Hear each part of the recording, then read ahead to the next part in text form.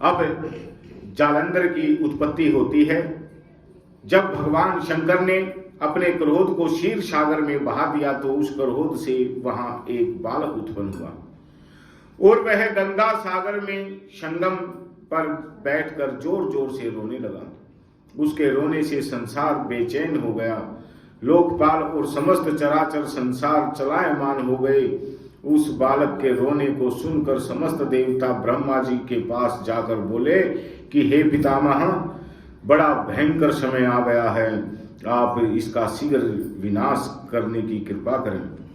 देवताओं की बात सुनकर ब्रह्मा जी समुद्र तट पर गए। समुद्र ने ब्रह्मा जी को प्रणाम किया तथा उस बालक को उनकी गोद में डाल दिया। इस पर ब्रह्मा जी ने समुद्र से पूछा कि यह बालक किसका है।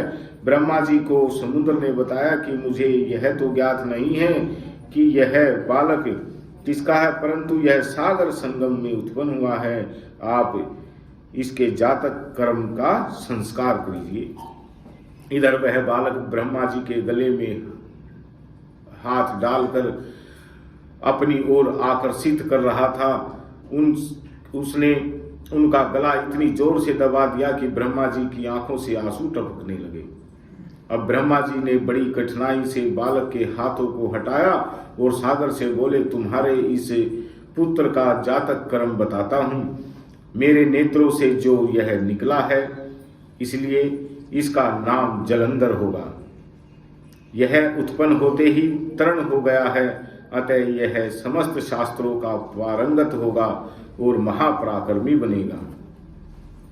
यह बालक जालंधर कार्तिकेय के समान धीर, गंभीर और सर्व विजयी होगा। यह बालक राक्षसों का स्वामी बनेगा। यह अपने पराक्रम से विष्णु को भी पराजित कर देगा। इसका वध केवल भगवान शंकर ही कर सकेंगे।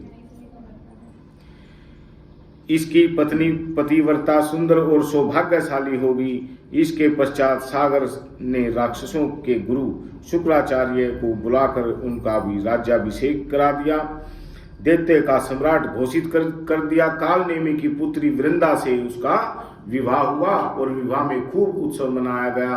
अब वह आनंद पूर्वक असुरों पर शासन करने लगा। बोलिए शंकर भगवान की जय।